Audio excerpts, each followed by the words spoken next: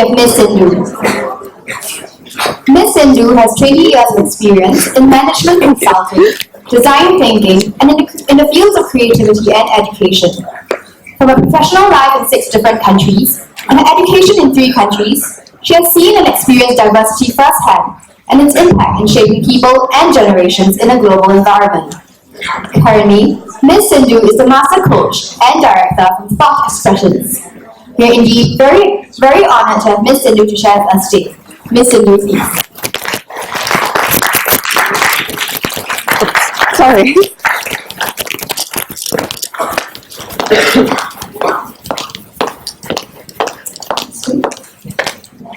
Thank you.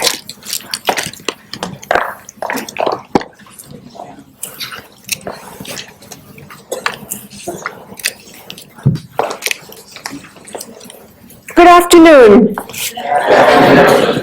Well, the lunch was good, I think. And it's wonderful to see the promising young leaders of the future from all over the world. Are you having a good time here in Singapore? Yes. Yeah, that's a Singapore spirit.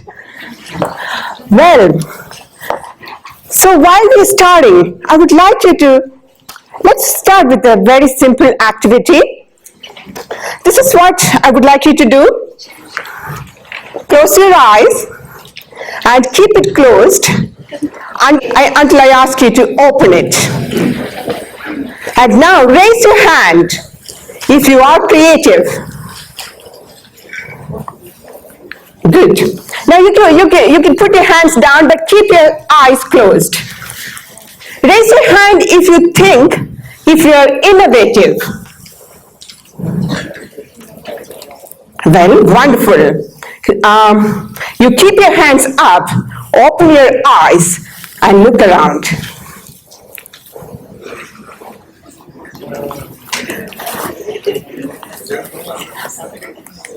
Okay, and that's what I'm going to talk about today. I'm going to talk about innovation. I'm not going to talk about inventions, but I'm going to talk about innovations today.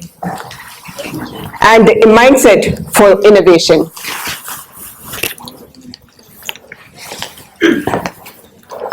Well, IBM did a study a few years back of 1,500 top CEOs in the world.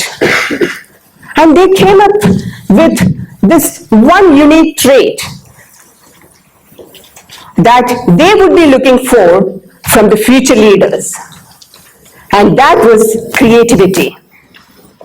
All of you are creative, and a lot of you didn't raise your hand when I asked you to raise your hand if you think you are creative. And less few raised your hands when I asked whether you are innovative. What I believe is innovation doesn't start with invention. Innovation starts with a mindset. And that's what I'm going to talk about today.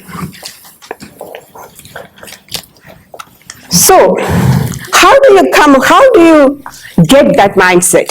Innovation. If you think you are not creative, if you think you are not innovative, how do you get to that mindset? The reality is that you are in the university, some of you are in high school. The CEOs are looking for people with creativity. Is our schools and colleges preparing you to be creative? Preparing you to be innovative? What do you think? They're not doing well at the first one, but they're trying the second one. They're trying to? They're trying to teach us to innovate, but not exactly to be creative. To be creative. Why? It's because that environment is not there. The future is looking at you for creativity and innovation. But then the schools are not catching up. Our education systems are not catching up. But you have to be prepared. And that's where we are going today. So how do you get to be innovative? So there are 4 steps in getting to that level of innovative mindset. And I call it the SOAR mindset, S-O-A-R. Okay, now, have you heard of people who say, oh, it's not possible. Nobody has ever done it. Don't waste our time. Have you? Do you come across a lot of such people? The moment you utter an idea, they say, hey, it's a stupid idea. Don't waste your time. And I call those people the idea shooters. The moment you express an idea, they shoot it down, saying that it's not possible. And now, look at you. How often do you tell others that it's a waste of time, it wouldn't work, or no one else has done it? Are you an idea shooter? Do you shoot down other people's idea? Now, let's take a step back. How often do you shoot down your own ideas?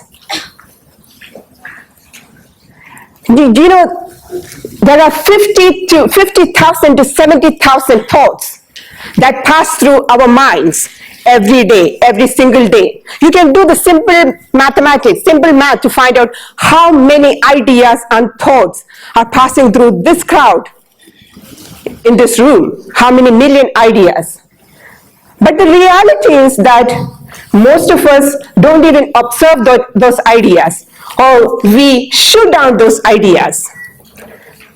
And I call that phase the sleepy phase. That's the S in SOAR mindset. The sleepy phase. When you are in the sleepy phase, you shoot down your idea, you shoot down other people's idea, and you are actually looking at other people to solve your own problems. And how do you go up from that stage? So before that, let's watch this video.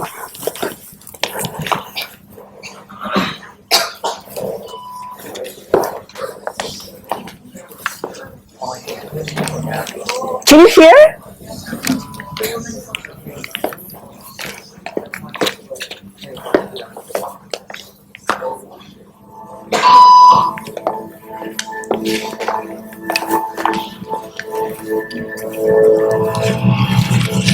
After just 3 weeks, and without knowing why she's doing it, this woman is now conforming perfectly to the group.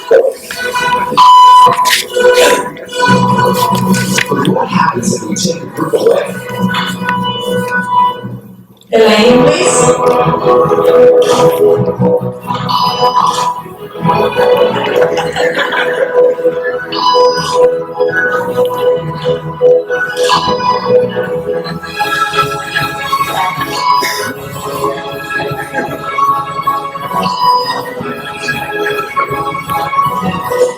Okay, now she's alone. The crowd is gone, and nobody is watching her except our hidden cameras. What do you think she'll do?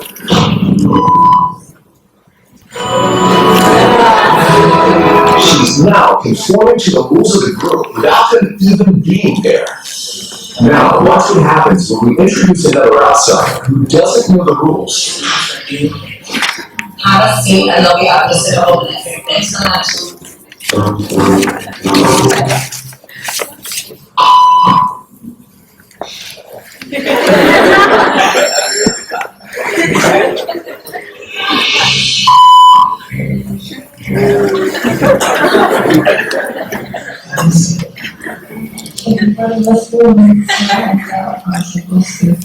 Think she'll teach the new guy what to do?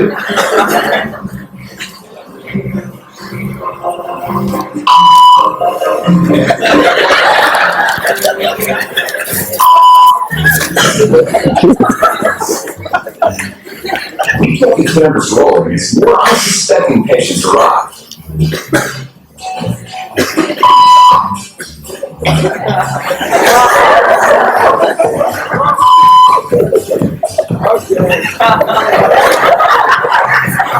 And slowly but surely, what began as a random rule for this one has now become the social norm for everyone in this waiting room. here to explain what's going on in their brains. Jonah Berger of the University of Pennsylvania. This sort of internalized form of herd behavior is part of what we call social learning. Starting at a very early age, when we see members of our group perform a task, our brains literally reward us for following in their footsteps. When I saw everybody stand up, I felt like I needed to join them. Otherwise, I'm like excluded. Once I decided to go with it, then I felt much more comfortable. Conformity is how we become socialized, but it can also cause us to develop bad habits or repeat past problems. And it's why even this rebel, who wasn't standing for any of this nonsense, Can you please take the photographs from here? and the only thing more shocking than seeing how easily conformity affects the way you act is that similar forces are subconsciously shaping the way you think right now. Okay, now this is what I would like you to do. Could you please make groups of 3 and discuss what you observed in that video? So just turn to your neighbors, turn to the people on your right and left, and just discuss.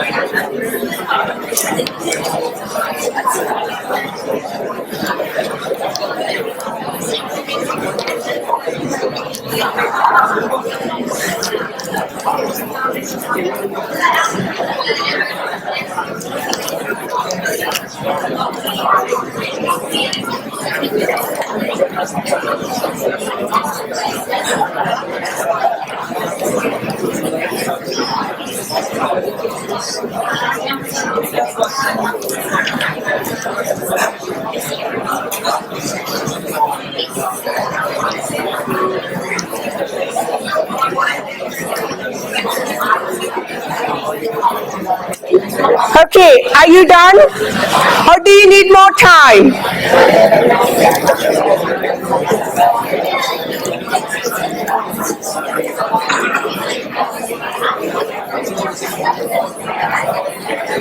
Okay, stop.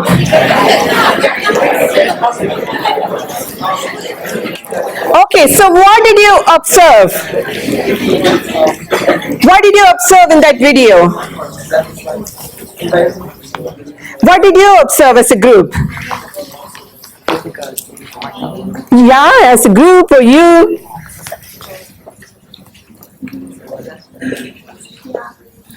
Yes. When we are watching the video, we are getting what will the next one will do. Our friend that maybe in some time when we are not knowing the truth or what the situation is, but we are easy to follow others doing, and maybe this because humans are social beings, so we are easy to follow others. Sure, wonderful. Thank you for sharing. What else? Yes.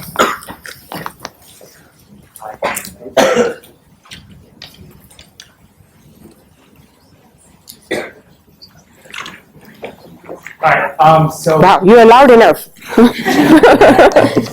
what we observed was basically that, so our discussion talked about how this is kind of an unconscious process that kind of happens from birth because we have a tendency as humans to trust the crowd, especially when we don't really know anything. So I think we talked about how advertisers might kind of take advantage of this tendency by saying like, 99% of people agree that this is the best toothpaste or something like that. Mhm. So when people are looking to buy something, Yeah. so that could be negative in some sense, but it could also be positive. There could be instances where someone gets hurt, and you might be more likely to help that person if there's maybe a crowd of people helping them already, rather than maybe if you're just by yourself. So it could be a positive, it could also be a negative. Okay, wonderful. Thanks for sharing. So, as human beings, we tend to fit in. And that's what happens all the time in the life of a person who is in the F state, that is the sleep state. And they want to fit in. And just like that girl, she is in the sleep state, in the girl in that video. She wants to fit in. She does a lot of unnecessary things and a lot more other people as well. But that's it. And then what happens? Then there is this gentleman who came when she was waiting there alone. He had that question, why am I doing this? So that was his curiosity. He was curious enough to ask, why am I doing this unnecessary thing? But his curiosity ended there. And that's who I call an observer. Observers are curious. When you are in that oh mindset, you're curious. You start analyzing or noticing some of those 50,000 or 70,000 that thoughts and ideas that pass through your mind. But it stops there. Why? It's because it's very difficult to move from that O state to further up. You guys are here. That itself says the fact that you are at least in the O state, because you are not allowing the status quo to lead your life. You are taking some conscious decision to be here so that you could be the next leaders of this community, of your team leaders, community leaders, organization leaders, or perhaps the world leaders. Now, what you need to do, where exactly are you in the soul mindset? We will find that in a short while. Even I was in the sleepy mindset for years with many entrepreneurial ideas that I had. And after a few years, I realized that there are certain thoughts that come into my mind often. And I started to give it more thoughts or more observation. I got into the O state. And at some point in time, I felt that, okay, we need this solution. We are looking for exactly this solution. But I was waiting for someone else to come and solve that for me. And that is what pulls you down. Our mind comes up with a lot of excuses. We say that we are young, we are not qualified enough to solve that problem, or we are, have you heard of imposter syndrome? That's like you always feel that you are not qualified well enough to start something. And believe it or not, every person goes through it, whether they are successful or not. That's the other hindrance for you to move up from that O state, imposter syndrome, what your mind comes up with when you think about that. Now, we're going to do one more activity now. For that, you have got your handouts. In the handout, one is in the form of a table. One page is in the form of a table. Do you have it? Yes. Okay. So this is what I would like you to do. Identify 3 challenges that you are facing.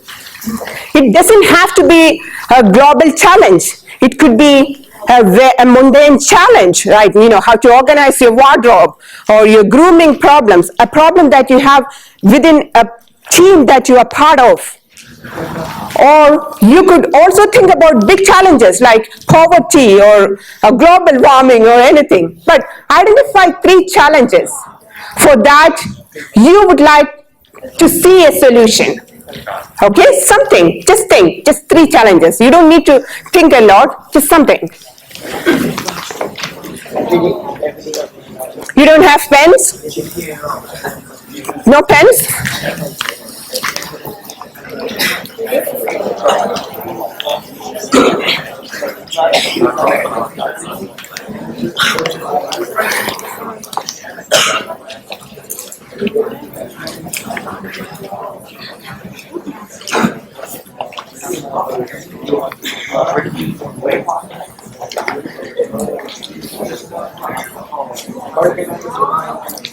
Do you have problems with managing certain people to work as a group with certain people? You have a project challenge which you don't know how to solve. Or you in the country where you are from, you face a community problem. Or you have your own personal problem, your confidence or your communication or your academics or anything.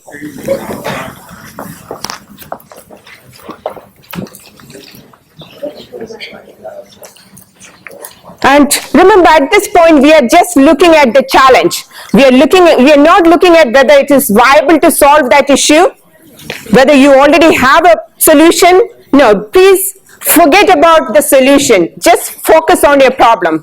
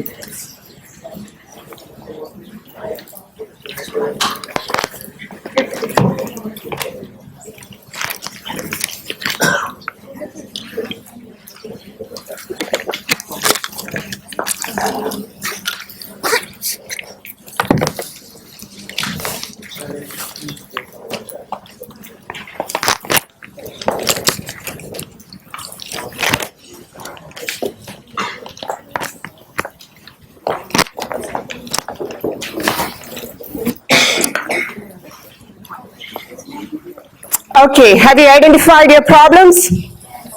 Do you have at least one challenge on your sheet? Please raise your hand if you have at least one challenge. That's quite good. Who has 2 challenges? Very good. Okay. Now this is what we are going to do. You're going to find a partner. You turn to the person sitting next to you and select one of those challenges. Okay? And then this is what you're going to do.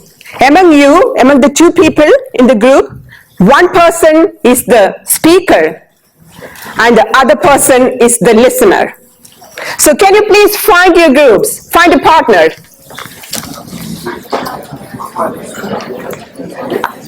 And decide among yourself who is going to be the speaker and who is going to be the listener. Okay, hold on. Okay, speakers, please raise your hands. Okay, now, speakers, this is what I would like you to do. You can put your hand down. So you identify one of those challenges that you have written down on that piece of paper and explain it to your partner. Make it as clear as possible. And the listeners, this is what you need to do. Don't be an idea shooter. Don't question the challenge, but listen to the speaker and ask as many questions as you can so that that challenge will be clearer to you as well as to your partner. Is that clear? And after 1 minute, we are going to change the roles, okay? So the listeners will get your chance to speak later. And your time starts now.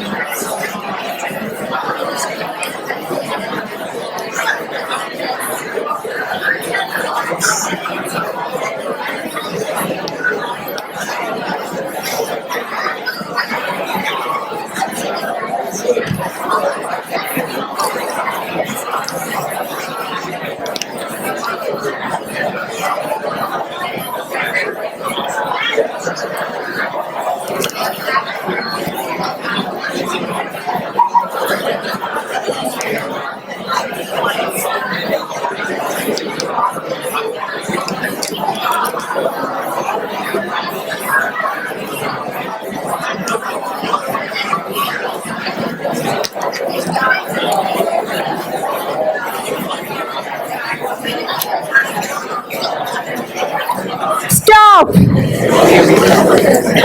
I'm sure you can continue with that conversation later, but now it's time to swap your roles. So the listener becomes the speaker and the speaker becomes the listener. So the new speakers, newly minted speakers, you know what you need to do, right? You look at this piece of paper that you have written your challenges in, pick up one of those challenges and explain that to the newly minted listener. Listener, you know what you need to do, right? Don't question the question, but ask other questions and don't be an idea shooter, okay? Your time starts now.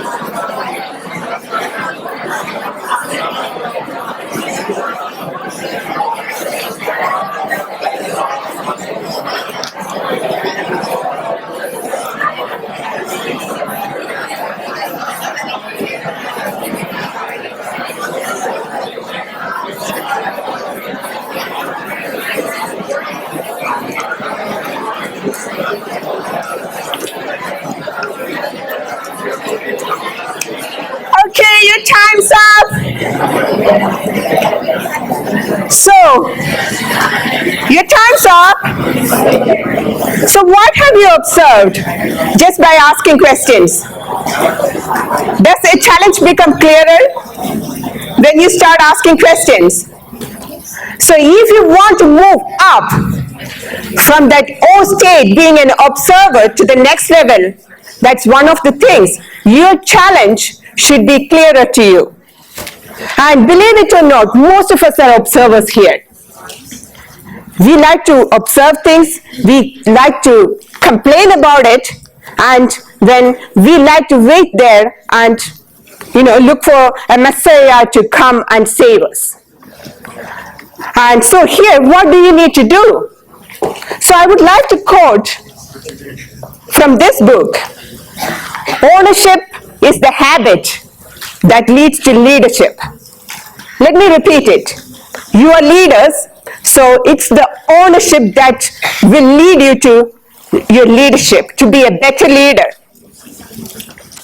And for that, you do not need to wait for someone. You take the ownership of the challenge that you are facing. And then you see, and later, the solutioning part is later. And if you want to know more about this book and the author, you can go to our website. The website is here, down there. It's thoughtexpressions.com. Thoughtexpressions.com. Now that takes us to the next stage. That is the action. You take up ownership for solving a problem and take action on that.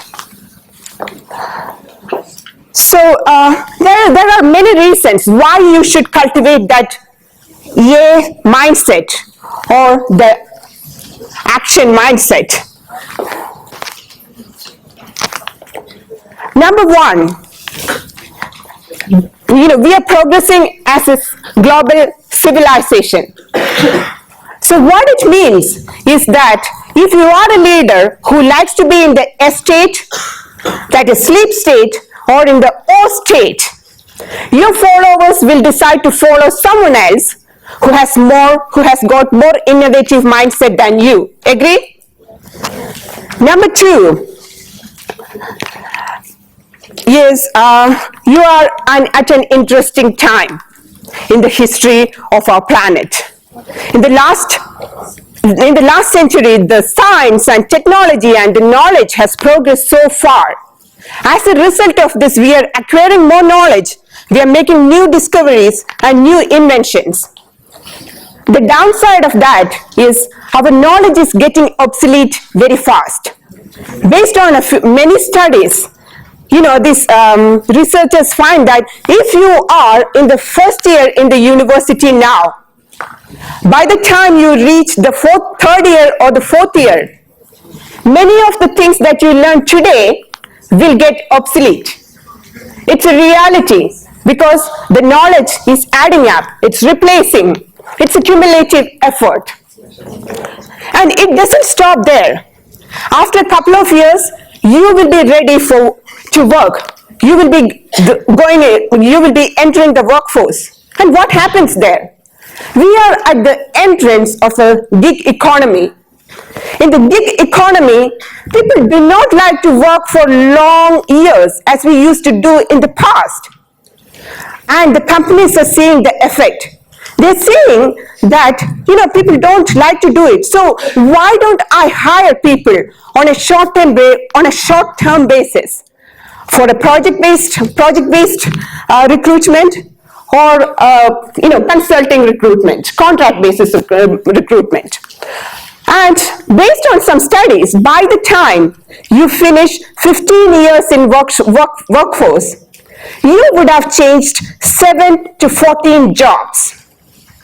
That is almost one job a year or a little longer. So what's going to be constant in your lives? Yes, exactly. It's the change. And you live there, so you have to bring up your mindset to get adapted to change faster. You need to learn how to learn faster, how to go into a diverse team and perform faster, how to make your ideas heard faster. For all these, what you need is you need to cultivate that A mindset, A state in your mind, the action state. Take actions, make it so comfortable to your brain that it becomes easier for you in the future. So those are the three main reasons. It's not the study by IBM, it's not the study by Adobe or anything that says it. It's because it's your existence in the future, in the workplace, in the industrial space or in the business place that actually demands that innovative mindset from you. So what happens when you get into that action mode? You pick up everything and you get into that action mode. What happens? Then you learn new things. You learn what works and you learn what doesn't work. It's not the theoretical knowledge anymore. But at the same time, you will also learn a few other life skills. How to collaborate with others. How to work within constraints. You might not have enough money, enough resources, enough time, enough manpower, and so on. You will learn that. And then you will also face a lot of disappointments, isn't it? When you decide to take action, you can't expect everything to be successful. You will face some disappointment. You will face failures. At that time, what helps you is your mindset. Have you heard of growth mindset? Yes. Growth mindset is this. You are actually giving credit to your efforts rather than, your intelligence. So because a few decades back, people used to think, or even the scientists used to think, that our intelligence and our talents are limited. It is fixed at the time of our birth. But new developments in the brain as well as in the psychological area, they figured out that our brain and our intelligence and our talent can go up or go down depending on the exposure that you give to it, and or depending on the experience that you get. So if you cultivate that action mindset, it's going to help that. So what do you do to cultivate that growth mindset in you? Next time when you have success, when you are successful in something, you see, instead of saying, it's because I'm intelligent, it's because I'm creative or I'm talented, you actually look at what are the efforts that you put in. Or you change your thought process to something else. I won it. I was successful. It's because I worked hard. I was successful because I reached out to people who could help me. I was successful because I changed my plan, or I came up with a new plan and something. The effect of this is that when you cultivate that growth mindset, next time when you are in another situation, an unrelated situation, these efforts will come to you automatically because you are training your mind. And now what happens when you fall on your face? When you fail? And I don't want to just come here preach and say, when you fail, you learn from it. It's disappointing. It's distressing.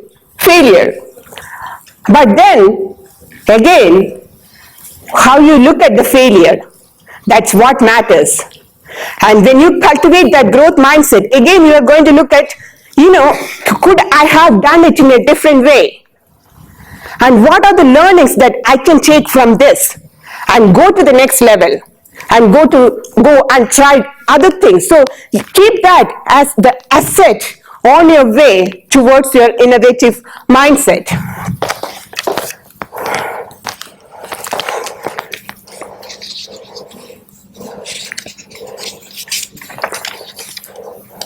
So I'm not a brain scientist, but this is what the brain, do we have any medical students here? Okay, you can correct me if I'm wrong. Well, what these developments or studies in the brain, they say that there's something, the more we work on something, the more connections that we make in that area. That means if you form a new habit and then work on it, then that means, it makes more connections. So they call it synapses. And when you think creatively, that's what happens. It's just like those sidewalks. There's a perfect road over there, and we always take that shortcuts. The more you walk on that shortcut, the more clearer that path becomes. And that's what exactly our brain does. the more you train it, the more you train towards innovative mindset, the more you train towards growth mindset, it's going to move forward higher up in that mindset. So now take a look at this screen. These are the founders of some of the famous companies and the age at which they founded those companies. Okay, now raise your hand if you are in the age group 18 to 27. See, almost all of you. And what does it say? See, earlier we said you are at the right time in the history of the world. Now, don't you see you are at the right age?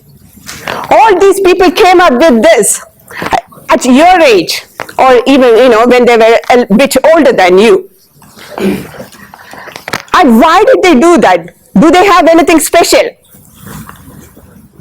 The only thing is that you can also move to that level, and you can unlock your potential to be a better leader, an innovative leader. But that depends on how often you get into that A state, the action state. You have ideas. You think about those ideas, but how often do you work on that ideas to solve those problems? Come up with alternative solutions. That's where your success is. And again, you are at the right age. And in the future, when you become the next Mark Zuckerberg or someone, do let me know how your innovation journey was.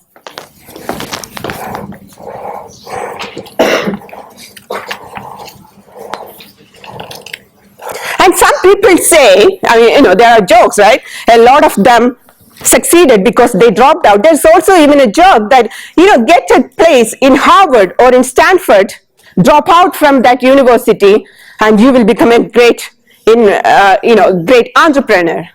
But what exactly is that? They dropped out from college because they wanted to get into that action state. And I'm not asking you to drop out, okay?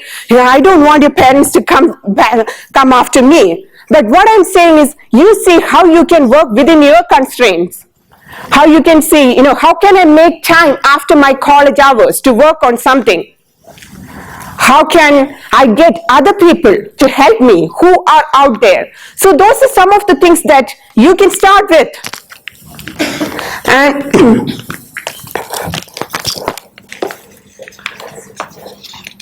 so think about this.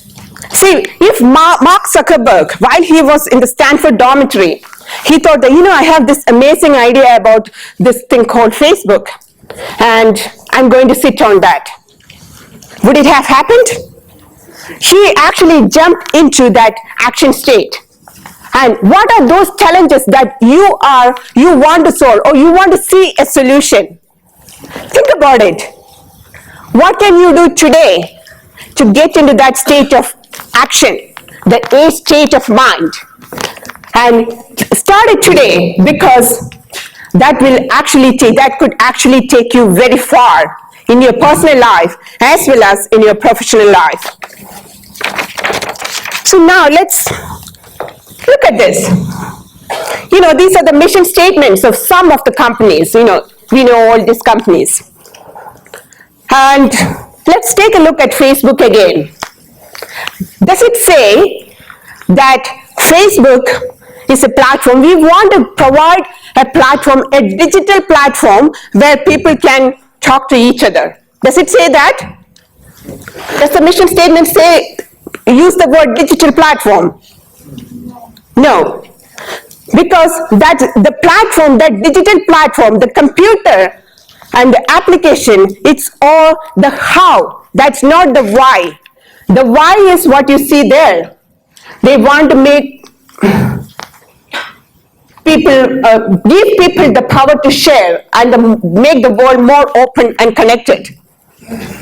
And when you go back home, you look at your challenges. You find out what exactly is that why. Why do you want to solve that problem? Because why is more powerful than how.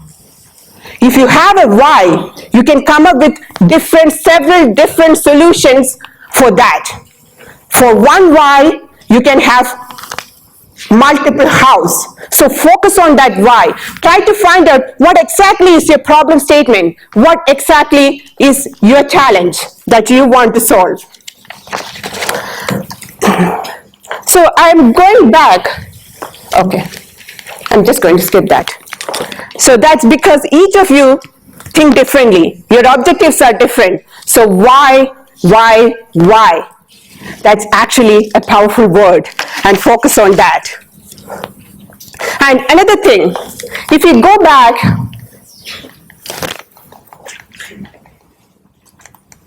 the founders list. I don't know whether you know it, most of these companies were founded in San Francisco. What does San Francisco have? Sorry, Silicon Valley, yes. So yeah, you can say San Francisco, you can say Silicon Valley, you can say Bay Area. But what is special about that place? It is the culture of taking action repeatedly. And the culture of acceptance of failure. People don't look down on you. The word failure is not a taboo. You can try again and again. And what happens when you have, all these people in San Francisco or in Bay Area who come and, do great things? The ecosystem follow them. There are more investors. Investors are also somewhat, they allow failures. And am I telling you to go to San Francisco? No. I'm not telling you to go to Bay Area. Of course, if that's your plan, please. But what matters is that culture. How do you develop that culture? And that takes me to the next stage.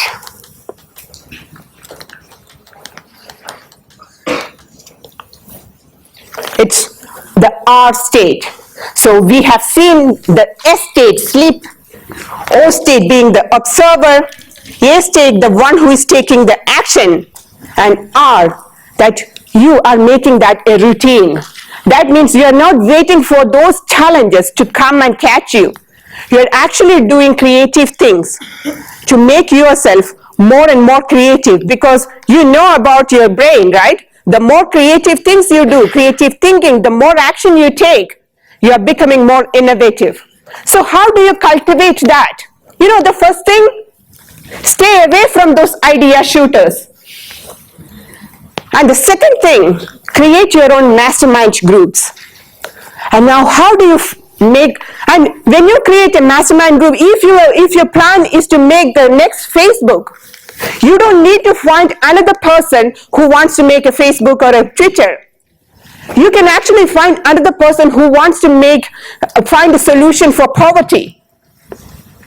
But what you will need to look for is that mindset, that innovative mindset, how it's going to help, how that your mastermind group is going to help you. You are here from all around the world, and this is the perfect place to find your mastermind group.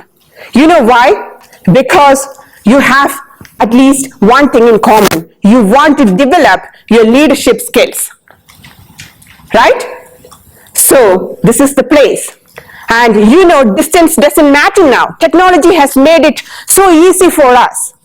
So make sure that you talk to each other virtually, and then you do projects together. You're on the web. You can take part in an innovation challenge or a design challenge or anything. You don't need to be at the same place at the same time, but you can still work on. So that's how you can create that routine in your mind. So create that creativity culture, innovation culture, and that's what is going to take you far. But we did discuss about all these states. Is it easy? You know whom to blame? It's our brain. I was supposed to ask this question, but anyway, since I displayed it, our brain is only 2% of our total body weight.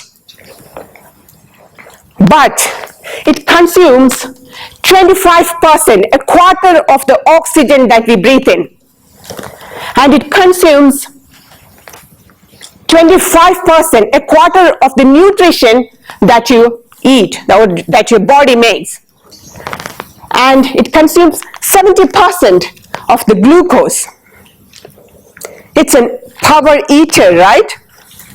So, at your home, if you want to reduce your electricity bill, what do? Sorry? You reduce the usage of those electrical appliances that takes up all the power. And that's exactly what our body does. The brain is a hoarder of all the resources that it has. So take it slow, relax, so that it can use up all the energy. Now, have you heard of Green Line? Not the Green Line on Singapore MRT system. Have you? I'm talking about the Green Line in Israel. So what happened a few decades ago? And do you know where is Israel?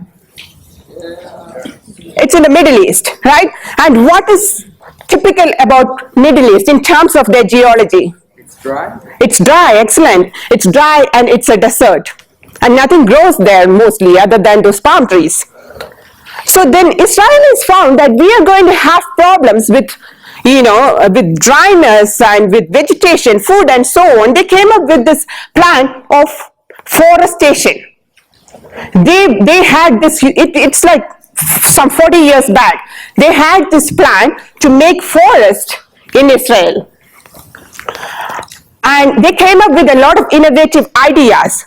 People rubbished it, but then this is what now. Can you identify what's Israel? I mean, it's not a clear picture, but everything, the green that you see here, that's Israel. Many decades back, when people in this area of the world, when we were cutting down trees, they made forest in the desert. They made rain in the desert.